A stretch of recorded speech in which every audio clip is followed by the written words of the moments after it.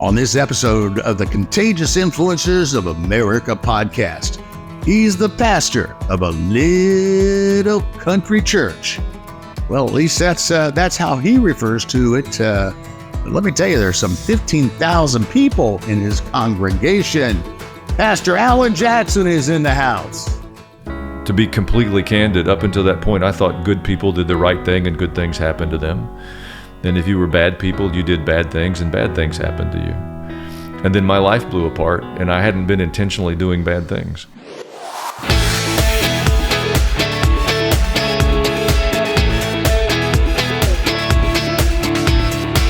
And welcome to CIA Contagious Influencers of America, the podcast from the producers of Keep the Faith. I'm David Sands, and today, my guest, he's not the country superstar, but boy, I'll tell you, this guy is on fire, and I can't wait for you to meet him.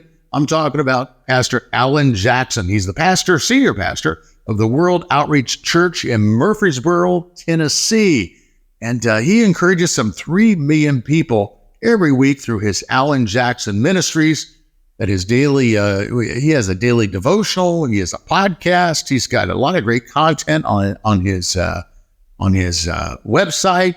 You see him on TV, and of course, he's had best-selling books. So he's going to talk to us about how this little country church grew from this to this. But he's also going to talk about his life, his childhood, some of the crazy stories of growing up. And I'll tell you, he is probably one of the finest storytellers that we've ever had here in the Homestead Studio Theater. And I can't wait to share him with you. You're gonna be inspired. You're gonna be.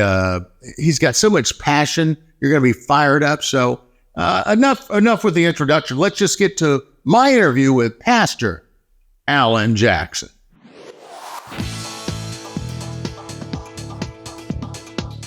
Well, welcome to the Homestead. Thank you. It's good to be here. Here we are. We finally are here. I've been wanting to get you over here for some time, and I enjoy your podcast. I just recently saw the one you did with Dave Ramsey, and yes, yeah, Dave has an opinion. Several, and they seem to be working out for him. They do. I think he may make it in this radio thing if he'll stay with it. I really wanted to have you over here because we live in trying times, and we also live in times where there's a lot of issues as they relate to being caregivers. And a lot of people are going through a lot of stuff right now, especially anxiety. And I know you're the caregiver, so to speak, to thousands of people. I mean, you have to pastor a lot of people with a lot of issues, going through a lot of things and a lot of turmoil right now in the country. And I really wanted to speak into that because this next year on Keep the Faith, one thing that we're really focused in on is mental health. And we're doing a lot of segments on mental health. So I wanted you here for that. Great. So before we get into that, let's just get to know you a little bit. I want to start from the beginning. Where are you from? And tell me about your story growing up. All right. I was born in Kansas City. And my father, when I was young, he decided to go to veterinary school. So we moved to Columbia, Missouri. And I was there for that journey through vet school. And there was kind of a pivot point. We were Methodists. We went to church every Sunday. We weren't Christians. We just went to church every Sunday. Then you can do that in any church. But when my mom gave birth to my youngest brother, I have 2 brothers. And they diagnosed her with a malignancy and said she had 6 months to live. And the minister came to visit, and he didn't believe in heaven or hell. And so they wanted to do some pretty dramatic surgery the day after her delivery. And my dad said no. He said, I wouldn't do that to an old cow. To which my mom said, I'm no cow. Mm. But they flew to Mayo Clinic the next week. And on the way, she said a little prayer that if there was a God, he'd let her know the truth before she died. So she could tell her boys, whatever that was, to be Jewish or Baptist or Catholic. Well, they got to Mayo Clinic and did a 4-day workup. And the doctor came in a room late one night and said, Ms. Jackson, you had cancer. We have pictures of it. Then it's clear from your lab work, but we can't find it. Go home and raise your babies. So my dad graduated a couple weeks later, and we moved to Miami. He was an equine practitioner. And he went to work on the thoroughbred tracks in South Florida, Hialeah and Gulfstream. And My mom's washing dishes a few weeks later, and she heard a voice, and Methodists don't hear voices, that said, "You asked to know the truth before you died." And she said, "Yes, I did." And he said, "I'm the way, the truth, and the life." And she didn't know where it was, but she thought it was in the Bible, so she went and looked till she found John 14. My parents became Christians, and it changed the temperature in our home so much that I walked in the kitchen one day a few weeks later and said, "What's happened to you all? This is a different place." And they told me, and I knelt in the kitchen floor on 4811 Jackson Street in Hollywood, Florida, when I was 10, and I became a Christian. And they decided they didn't want to raise 3 boys in that South Florida urban environment. And my dad liked the Tennessee walking horses, so we moved to Middle Tennessee. And we grew up here, and they opened their home for a Bible study, and it was like the island of misfit toys. Middle Tennessee was different in the late 60s than it is today. And so we had people from different countries and people that were different colors. And that was really the genesis of the church that I've served all these years. I've been there 40 years. So it started with a home Bible study, and helping people make a connection with God and see their lives transformed has been the genesis of that. So church ministry to me is more about recognizing we're broken and that God will help us than it is like a hall of fame of faith. So I grew up in Middle Tennessee, cleaning stalls and living in a barn, and it was a good way to grow up. And tell me about your dad. Tell me about his passion for animals. Well, he had that since he was a boy and decided to go to vet school. And so when we moved to Murfreesboro, he started his practice out of our home. My bedroom was the drug room. He took off a dog's leg on the kitchen table. I thought everybody grew up that way.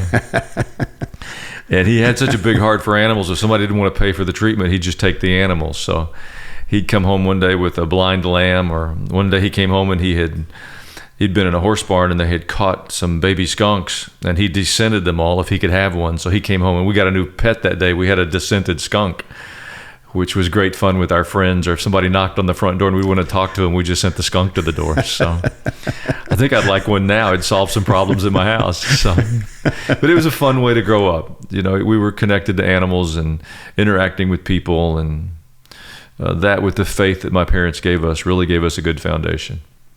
And when did you develop this passion for ministry? Well, I did it reluctantly. You know, my spiritual formation didn't take place in a church. I became a Christian in my parents' home. I got baptized in the Atlantic Ocean in Fort Lauderdale in front of the Sheraton. And I didn't see church as a place that contributed to spiritual formation. So I was on my way to medical school and really knew the life plan I had. I was willing to be a Christian, but I didn't want to get encumbered with. The ministers I knew wore long black robes and vestments, and I never remember seeing one smile. And I knew if I got that job, they'd fire me in 2 days. And so I really had that sense that God was inviting me to ministry, and I couldn't imagine what that would look like. So when I finished my undergraduate work, I went to the Philippines for a summer with a group from the university where I'd been. And I saw that your faith could make a difference without being a traditional preacher. And that gave me enough of an imagination that I started kind of chasing that down. And so here I am a few decades later. So take me more into that. What did you see where you realized you did not have to fit in a box? Well, what was it? It was, I knew God had changed my life, and that there was an authenticity to that wasn't about sitting in a church service. But I really didn't know how to communicate that or what that would mean. And when I went to the Philippines, there was a group of us there, and we took us out in the remote part of the Philippines. And I'd get up in the morning and go play basketball with the university team, or we'd go visit the hospital, or we'd go to the schools, and just whatever we could do. And by the end of a couple of months of doing that, I saw the change starting to happen in those lives that had happened in mine.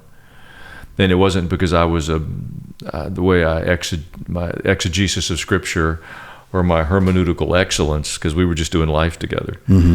And that gave me hope to come back here and to imagine ministry in that context. That it wasn't about preaching sermons or pointing out people's weaknesses or failures.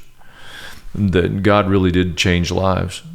And so I said, I'll see what that looks like.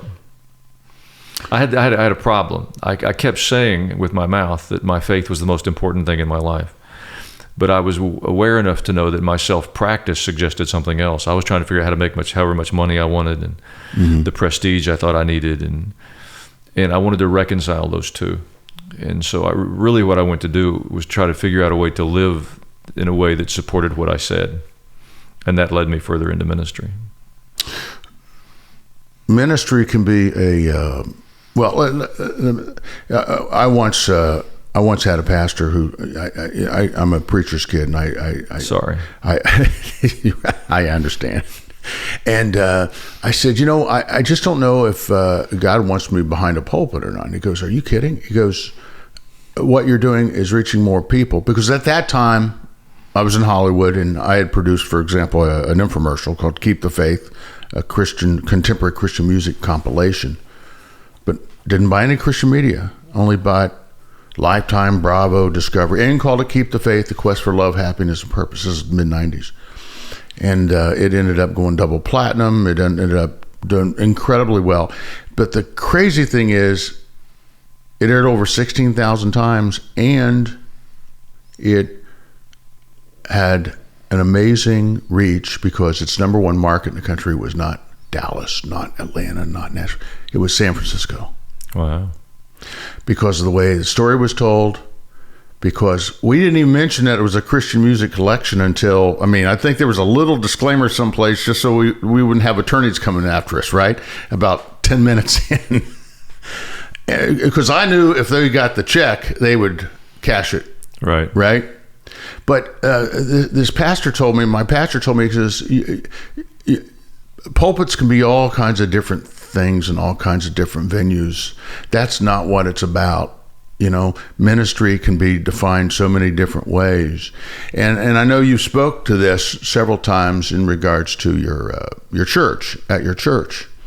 I'd like for you to speak into that a little bit, because I know there are a lot of people out there with big hearts that want to make a difference, that want to be a light, but they just don't know how to do it, especially in this environment where everybody's telling you, shut up, don't speak out, you don't have a voice, you're going to get thrown in prison, whatever it is, because we live in a very weird time. We do. So what words of encouragement would you have for somebody right now that says, you know what, I have a heart for the Lord, but I'm scared, I'm nervous? Well, I think first of all, I'd validate that instinct. It's a frightening time, and it's not your imagination, and it doesn't mean you're cowardly. There's a tremendous amount of change underway. Really unprecedented, I think, in our lifetime. Cataclysmic in both the speed at which it's taking place and the magnitude at which it's taking place. It's disorienting. And there's worldview shifts underway. How we understand interaction with one another is being redefined. From the most fundamental layer, how we define marriage and how we define our sexuality and how we understand ourselves. Those are fundamental shifts in the world and how we interact with it and how we interact with one another. And it's happening so quickly. It's not being done logically or rationally. And so I think people are disoriented by that, and some are frightened. And I think the choice is how we choose to look at it. We can be threatened by it and frightened by it, or we can see the negative in it and be angry and resentful and bitter and filled with hate, or we can see it as an opportunity. When there's change afoot, there's an opportunity to go to change in a positive way, to strengthen us and to upgrade us. And I don't think God has changed. He told us He doesn't change. But the kind of conflict we see is not new to our world. Our Bible's filled with that story. And so for people of faith to remember that there is such a thing as an objective truth, it doesn't make us wicked to believe there's a right and wrong. There's a lot of history and a lot of civilization that we can point to that underscores that notion.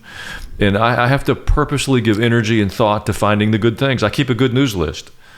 I keep a good news list about my own life, things that are happening that are good. And I keep a good news list about the world, things that I see happening in the world that are good. Because most of the messaging that washes over us is negative. Mm-hmm. It's the bad things that are happening, the heinous things that are happening, the problems, the inconsistencies.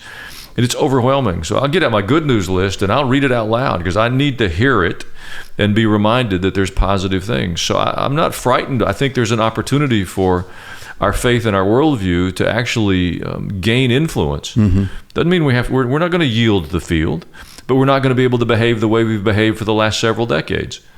So if you're a person who hates change, your vote's been overruled. Your life's going to be defined by change anyway. So once we've established that, let's go. We can make a good thing out of this. So when you went from basically a home church, what did you start out with? 30 people or something? Yeah, right? fewer than 30. So fewer than 30. Handful. When you went from 30 to thousands, tell me about a time where you had to deal with an obstacle head on that you decided you had to take a certain direction in order to move the ball down the field, but it was something that was kind of scary. Sure. Well, I think to grow in anything, you have to continue to do that. I mean, I can walk you through a litany of those places. One of the first ones, the church I serve, I have friends who serve these churches, and they said, we planted a church, we went from 0 to 7,000 in 2 weeks. That was not my story. We started in a rented space, and then we bought a piece of property and put up a tent. When you upgrade to a tent, you've started pretty close to the bottom of the pile. They used to stand up in the middle of service and throw the can of insect repellent back and forth in the tent. And really for 10 years, the church was, between 50 and 150 people. Mm-hmm. And it just wasn't easy. We didn't have carpet in the building for almost 10 years. But we still believed God was real. And so I've served a church of almost every size and economic place. And about 10 years into that, it wasn't that long, about 4 years into that, I had a personal crisis. I was young. I went into ministry when I was young, and I went through a divorce, and my life blew apart. Mm-hmm. And to be completely candid, up until that point, I thought good people did the right thing and good things happened to them. And if you were bad people, you did bad things and bad things happened to you. And then my life blew apart, and I hadn't been intentionally doing bad things. And I just about lost my faith because mm-hmm. there weren't a lot of people around me with much grace. Mm-hmm. Mm-hmm. And it's because I didn't have much. I had been self-righteous and condescending and smug. And young people tend to that. I mean, I don't think I was unique, but I certainly had my share of it. But I realized that good people doing the best they know still face real crises, and that we need a hand up. And in my life, I have always wanted there to be a choir of people that were cheering for me. Mm. If you ever run a 5K and they line the whole course with people who are cheering, people you don't know are cheering for you and telling you you're doing well. They don't even know your name and they're cheering for you. Mm-hmm. Well, I always wanted life to be like that. And my life's never been like that. But God has always provided a voice. There's always been someone standing there that would say, you can make it. And in the lowest part of my life, there was a voice there. Mm. And so it was a pivot point for me. And I decided that I would spend my life helping broken people find out that there was hope for them. Mm. Irrespective of how they got broken, whether they created the circumstances or they were a victim of circumstances, you don't have to stay in that broken place. And so I began trying to put together a skill set and awareness that was filled with compassion. Not sloppy. If you're doing self-destructive things, you're going to get destruction out of that. Mm-hmm. And God isn't going to mitigate that. You're going to have to walk it out. So it's not that everything's okay. God isn't, we're not down to 2 commandments and a 1% tithe. Mm-hmm. We still have to honor God. But having said that, the church is not the Hall of Fame of faith. It's a hospital. And so we have to be able to welcome people in all of their brokenness and then invite them towards a better way. And so that was certainly a pivot point for me. Mm-hmm. And it changed how I perceived people. Mm-hmm. I used to meet people, and you kind of have an intuition when you meet somebody if you're going to be friends. And other people you meet and you think it's never going to happen. Mm-hmm. Mm-hmm. And I was guilty of that. And the Lord really convicted me that everybody that he put in front of me had value. Mm-hmm. And so I decided that everybody that bumped into me, I would treat them as if they were very significant in my journey, whether I had a natural affinity for them or not. And when I began to treat every person as if they mattered, at least internally, it changed the whole dynamic for me. I found a joy in people. They weren't annoying anymore. They weren't a pain in the butt. Mm-hmm. They weren't somebody in my way in traffic. If somebody's sitting in front of me and I'm trying to vaporize them, I just decided, well, I'm going to thank God for them today because maybe I needed a reason to slow down. And most of the changes that came inside of me, and which helped me learn not to be as angry at the world around me. Mm. And so, and it's easy for me to tell it today. It was painful. It took years for me to work through. It didn't happen overnight. It happened layer at a time. But if I was willing to continue to say yes to the Lord, he was very faithful to continue to walk it forward. And from where I stand today, I'm grateful I stayed the course. But at the time, I'd stand in the field at night and shake my fist at heaven and say, if this is how you treat your friends, I'm going to pray for your enemies. Mm-hmm. I was not always a willing disciple. But God is faithful. So we can pick up some other growth points if you want them, but that one was a game changer for me. Yeah.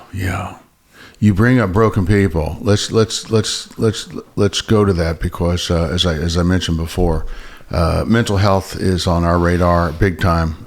It's our initiative over the next couple of years, and we want to help folks. We want to not only give them hope and encouragement, but also tools. And that's a priority of ours. And we live in a very anxiety filled world right now. People are just pulling their hair out and just literally losing it. Anxiety is the number one disorder right now, and I'm sure that you're dealing with that all the time with folks. So let's drill down on that. Okay. Why do we live in such a time as this? It's a really good question, and there's many ways. I'm obviously there's a lot of ways to answer it. From my biblical worldview, I come at it most things in that way. I'd add, well, how is it that we can be the most blessed people that have ever inhabited the planet? We have more. We have more opportunities, more freedoms, more liberties, more food. Our children have more medicine. We have more. And yet we have more anxiety. So I don't think it can be completely understood in terms of things. And I think that's one of the mistakes we all make. We think if I could upgrade, life would be better. Mm-hmm. If I could upgrade the neighborhood I live in, if I could upgrade my spouse, if I could upgrade the schools that my kids go to, something. We think our circumstances are what make us unhappy. And I don't believe that's true. I think an idea that helped me a lot was Solzhenitsyn when he did his Templeton address at Harvard some years ago. He had spent decades, he said, studying Russia and all the things that had happened to the Russian people. And he said the best answer he found had come from an old Russian grandmother. He said, people have forgotten God. And I think in all of our muchness, we have tended to set God aside and act like he was a little out of date, a little old-fashioned, and we didn't really want to be encumbered with that. We had the imagination that God wants something from us. Well, I don't think God needs anything from me. He doesn't need my IQ. He certainly doesn't need my resources. I'm the winner in the relationship. I'm the one who gets the benefits. But in order to gain the benefits, I have to yield to his authority. And that's not really reinforced very many places these days in our culture. So you have to be willing to be something of a contrarian to choose to be a person of faith.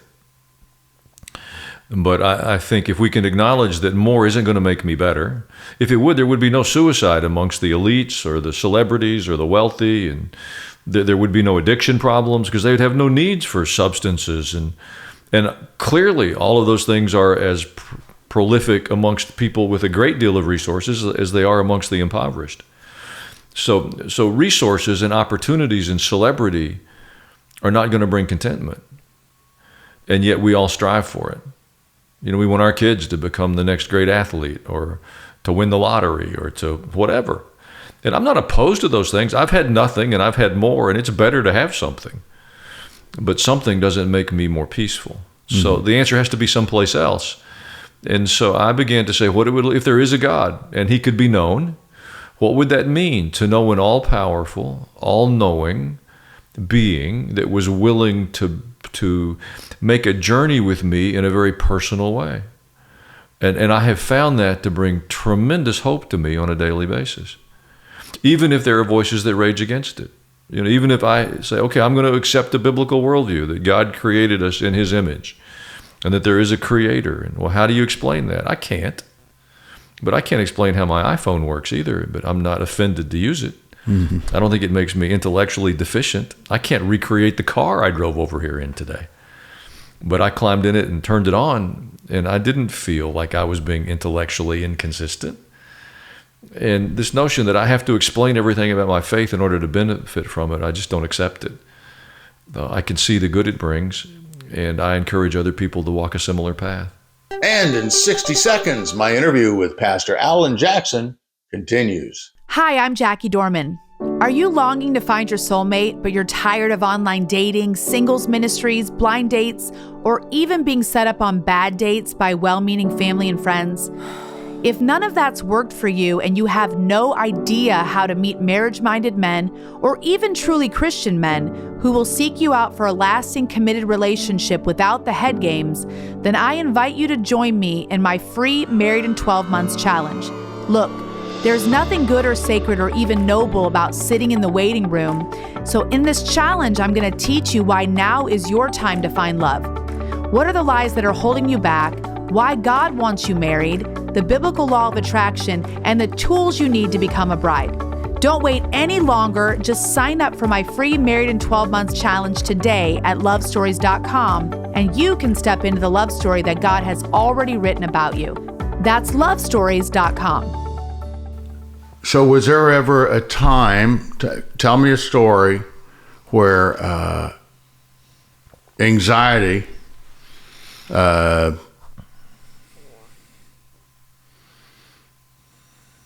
overtook you, and you had to remind yourself that God is in control? Oh, not just a time. I think managing emotional well-being is like managing my health. I like sweets, and I don't like a little bit. I think a half a gallon of ice cream and a package of Oreo double stuffs is a starter set. And I don't feel so I have to discipline myself, because as I have birthdays, my metabolism slows down, which is terribly unfair. When I talk to God, that will be near the top of the list. So I have to have some dietary discipline in order to maintain my physical health. And it isn't always about my preferences or what sounds good. If you think broccoli tastes better than ice cream, you need a program on mental health, because there's something wrong. But I've learned to eat my vegetables because they're better for me. Well, spiritual health isn't unlike that. I can't afford to be sloppy with my thoughts or even my emotions. God created us with emotions. They're wonderful things. They make our lives better. They add texture and color and energy, but they're lousy guides, because the weather affects my emotions. Traffic affects my emotions. How you respond to me in an interview affects my emotions. Well, I can't afford to ride that roller coaster every day. So I have to learn what it means to have some discipline in my thoughts, my emotions, how I interact with people. And that's no easier than it is to discipline my diet. Mm. And it's not a decision I make one time. I have to make that decision every day. Some days are great and things go my way, and some days are awful. Some days you get bad news, and some days people you care about are going through horrible things. But I can't afford to just crash any more than I can afford to completely throw away my physical health on the impulse of a moment. And if I can accept that and begin to build some of that discipline and put people in my lives and habits in my life to help me with that, it doesn't take the bad things out of life. Life's difficult. Evil exists in the world. And if you travel very far under the sun, it's going to touch you. Mm. And now we've got to make a decision. Are we going to capitulate to that? Are we going to be defined by that moment in time? Are we going to overcome it? And I believe if we determine to live with faith and perseverance, we can overcome almost anything. I meet people all the time who have the most remarkable stories. Just incredible stories of overcoming injustice and unfairness and hatred and violence, and they're not defined by it. Mm-hmm. And then I meet people who are anchored to something that happened 30 years ago with resentment or bitterness or hatred, and it's unfortunate because we don't have to stay there. Mm-hmm. But it does take some intentionality and some effort and some purpose on a daily basis. I wish you could make one decision and be free, mm-hmm. but I don't know how to do that. Mm-hmm. I have to make those decisions every day. Mm-hmm. Loneliness. We have a new pandemic of loneliness. Why is that? Well, that's a good question. I can give you an opinion. I think we have more awareness of people than we've ever had. through all of our devices and social media and screens, and there's so many more ways to communicate. But we're also far more aware of how other people live. I think loneliness really grows out of dissatisfaction. We all have access to people. We can talk to people or interact with people, but I think it really grows more out of dissatisfaction. We look at the lives other people are having, and we think, well, ours is unsatisfactory. And so we feel alone and isolated, and we withdraw more. So for me, I think to overcome loneliness, I have to begin with my discontentment. Mm-hmm. And if I can start to make some peace with where I am, then I find that I can interact with people in a way that is not, where I'm not as easily offended, that I'm willing to bring something into the relationship with a lower expectation. I think the world around us exerts enormous pressure on telling us what we should be or should be becoming. And I'm not willing to accept that. Our lives most of us don't have 2.5 children, a pet, and a white picket fence. Our lives are some variation of that. Our families have struggled so much, and the families have been so broken for so long that all of us have been touched by rejection. But I go back to my Bible. Jesus had a borrowed dad.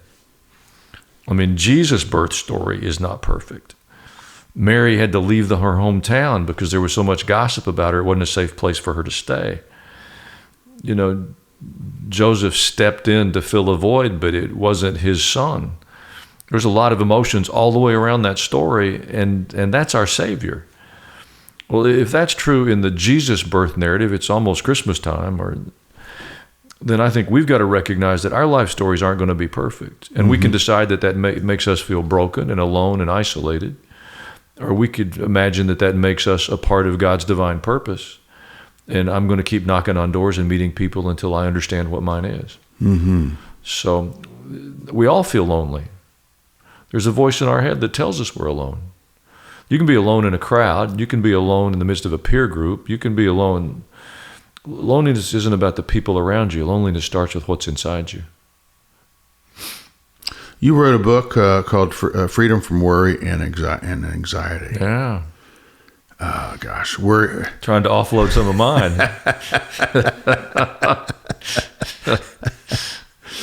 Oh, man, I'll tell you, worry. I wish I could... I'll tell you the hope in that. Jesus said, don't worry. And if he said you don't have to worry, then you don't have to. He wouldn't give us an impossible assignment. He addressed something that's real, but he said you don't have to live under the weight of that. But once I understood that, then it's almost like a game for me. Okay, how do I get rid of this? Because anxiety and worry comes to all of us. If you're paying any attention to the world we live in, worry knocks on your heart every day. Mm-hmm. But I have to decide what I'm going to trust. Yeah, the world's changing. It's not going to be like it was a decade. COVID changed our world. Having said that, I'm looking for something better.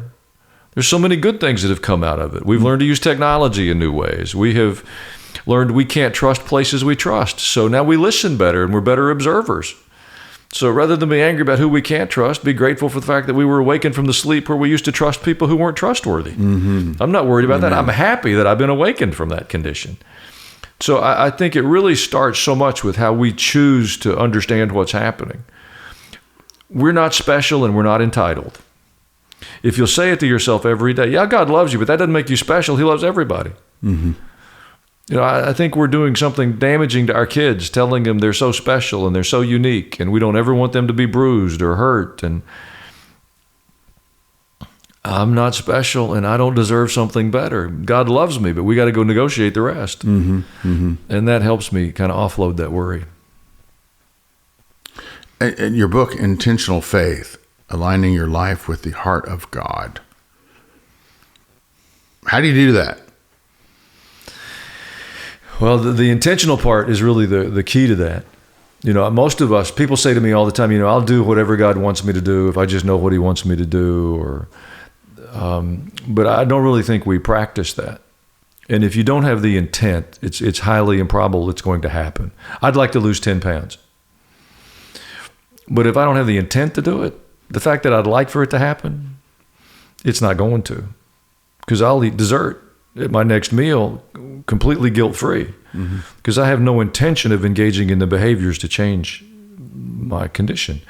And I think most of us don't really have the intent that we'd be okay if God invaded our world and transformed us. But the reality is we have to have the intent to do it. So then the question is, what are the behaviors that would help with that? And it really isn't that complicated. And I mean, I gave a list in the book, but you could build your own list and yours wouldn't be more right than mine or more wrong than mine. But as you start to do that in a very intentional, purposeful way, I find then that God meets us and helps us. And I think what's absent, most of us don't really intend to honor the Lord. We don't want to go to hell. If you live in America and you've got a modest awareness of Christianity, I think the bottom line, I just don't want to go to hell. But I want to get as close to hell as I can because it looks kind of fun. I want to raise a lot of hell.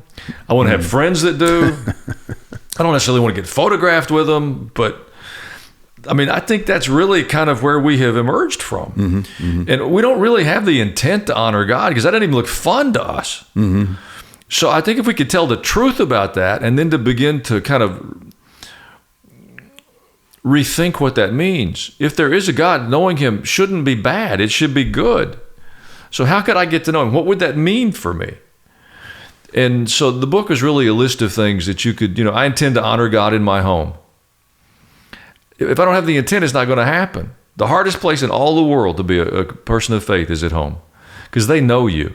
They've seen you kick the dog across the back fence, and then they watch you go to church, and the kids are looking at you going like, what the heck's happening? You scream at one another all the way to church, and you pull in the church parking lot, and you open the door, and you smile at the people in the car next to you. And your kids need therapy because they can't reconcile what they're watching. And it isn't complicated, but we have to come back and build the intent that I really would like to honor God. And then you start to build some simple behaviors that go with that. I love the way you tell these stories. I've read where you still consider yourself well, first of all, I've read where you said you were raised in a barn, and you still consider yourself to be a country preacher. Yeah, I did grow up in a barn. My job at home was cleaning the stalls and feeding the horses and watering the horses, and I did that long enough that shaped so much of my imagination and the discipline in my life. And when I started in the church, it was a little church, and we were the church started with a tent in the middle of a cotton field in the country. It was stupid. If you're going to plant a church, you wouldn't have planted it in Murfreesboro, and you wouldn't have planted it outside the city limits. I mean, we missed all the boxes, but I wasn't smart enough to do any better. And for 10 years, I was the only employee. I mowed the grass and cleaned the bathrooms and painted the sanctuary and preached the sermons. And I was if you called the church and you had a problem, I was the option. If you called and your kids weren't behaving, I would make up some discipline ideas. If you called and your baby wasn't nursing, I was the option, but I wasn't much help on that. I could tell them what to do when the calf wouldn't nurse, but the new mom didn't want to hear what I had to say about that. And so, the church is larger today, but it's still the same function. It's about seeing lives changed. And now I'm just help put together systems that do that. I don't get to do it all myself anymore. But, if you ask me how I think about church, it's all those lessons I learned back in the day. And it hasn't, people are the same and our faith is the same. We get pretty, full of ourselves. And on my best day, I can't heal a gnat's wing. I can't heal a broken heart. I can't cause depression to go away. I can point people towards some things that I believe will make a big difference, but I know where the change comes from, and it isn't me. And as long as I keep that at the center, I do okay. There's some important things in my life, and most of them aren't me. I serve at the pleasure of the King, and I'm happy to serve his people. And when the culture around me is changing, we may have to change the delivery system a little bit. The truth never changes, but the containers in which we deliver the truth does. My nephew's wife is delivering a baby today, and it's going to take its nourishment either from mom or from a bottle. But if you track that child for the next 3 or 4 years, how it consumes its nourishment is going to change. It'll start in a bottle. It'll get a sippy cup. They'll graduate to where they can hold their own cup. You're still giving them nourishment. Well, the truth doesn't change, but the containers we receive it in does. But we get really heated up about our containers. the architecture of my church is better than yours, or the style of my worship is better, or the translation of my Bible. We got to get over ourselves a little bit and come back to helping people find hope and truth in life. What was the message? What was the sermon, looking back over your career, that changed everything for you? Mm-hmm. Well, I think the center of it was I finally began to understand the cross. It's the symbol of Christianity. But for a first century world, it was a symbol for torture. Romans would come into a new village, and if they wanted to assert their authority, they'd crucify the first 10 men they met. No reason, just to assert that there's a new sheriff in town. And so the symbol of the cross was not a comfortable, that's why the fish was the symbol of Christianity in those early years. But when I understood what happened on the cross, that through that brutal, ugly defeat, which is really difficult. I mean, the sinless, perfect, obedient Son of God died a horrific death, beaten beyond recognition, tortured to death in public, naked, mocked by his enemies. And other than for the people of faith, God never made any attempt to revisit that. That's the image of Jesus. Then he raises him to life again. So he exhausted the curse that I deserved for all my godlessness and rebellion and all the junk in me, so that I could have the blessings that were due his perfect obedience. When I understood the essence of that exchange, then figuring out how to honor God with my life did not seem burdensome any longer, because the benefits to me far outweigh. I don't want to pay the price for my stupidness. I paid enough stupid tax, it's not fun. Mm-hmm. And if there's some help in the accounting of that, I'm all in for the help. And once that exchange at the cross began to grow in me, the rest of the Bible started to make a lot of sense. That, and I decided Genesis 1:1 was true. In the beginning, God created the heavens and the earth. If you'll believe that, the rest of the book will open up. If you reject that, the rest of the book seems kind of foolish. Mm-hmm. Mm-hmm. If there is a God and he's a creator, you should listen. If there's not a God and he's not a creator, it's a lie. Don't read any further. You don't have to read all the way through Leviticus to get to a decision point. And that doesn't violate my intellect. I still learn and study, and I like school. But I'm willing to believe there's a God. But that notion of the cross changed everything for me. And it helps me help people, because it doesn't matter who we've been or how bad we've been or how broken we've been. There's a price paid to help you to a better place, or how stubborn or stupid or how gross the evil that has touched you. There's a power that's available to deliver you from that. The notion, we use the language that God is almighty. It means he's all power. There's nothing more powerful than him. Not economic power, not political power, not military power. Those are all real. I'm not denying that.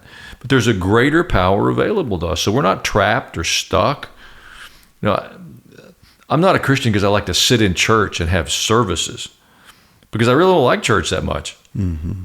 But I love having a relationship with an almighty God that changes lives.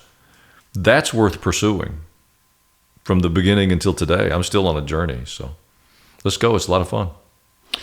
Your book, Big Trouble Ahead, A Real Plan for Flourishing in a Time of Fear and Deception. Wow. So tell me the big plan on how to meet that fear head on and deal with that deception that's out there, because there's a lot of it.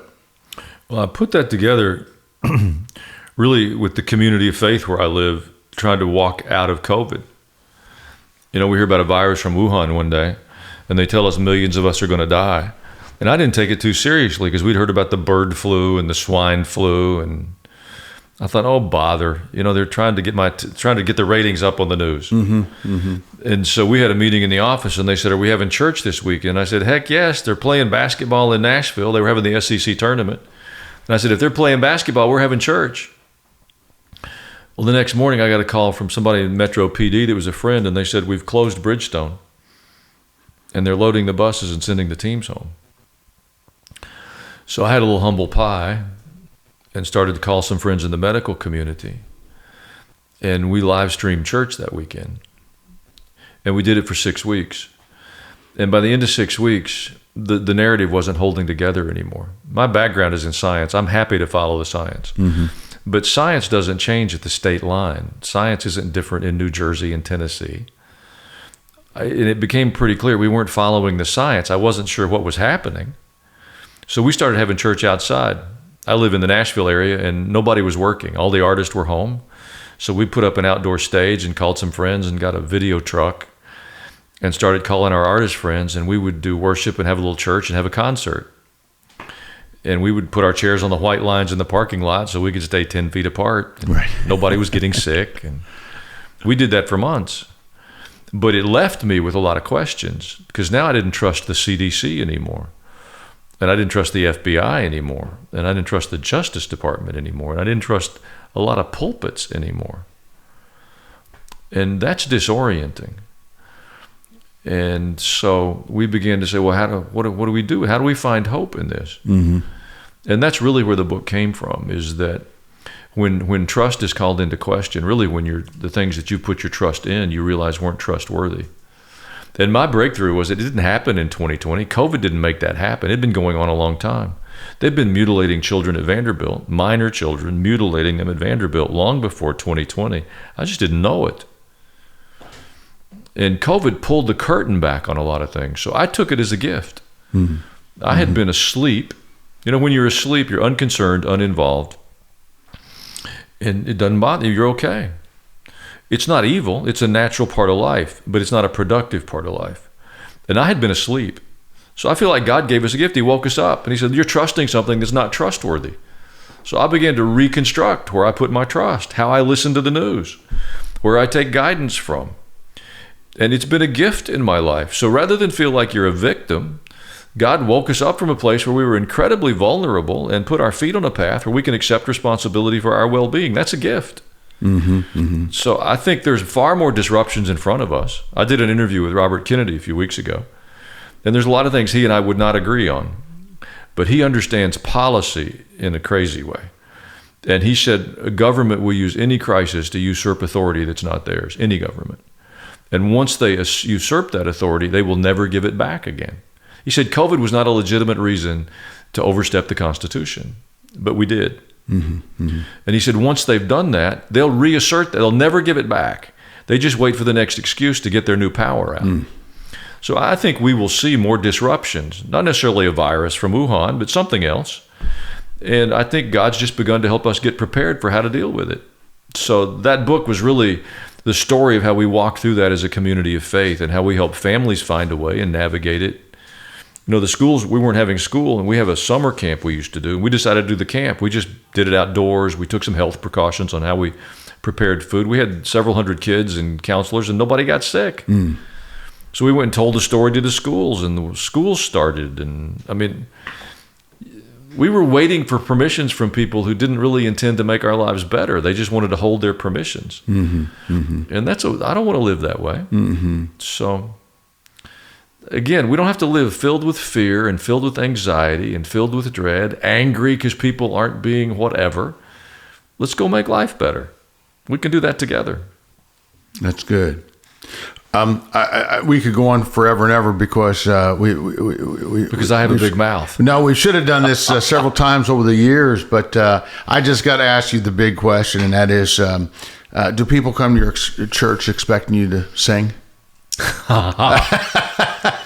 And they are very disappointed. I tell you what's worse is when I make reservations around Middle Tennessee and I give them my name and I show up, and it is not a pleasant thing that happens because they don't want to give me what they'd reserved for the other Allan Jackson.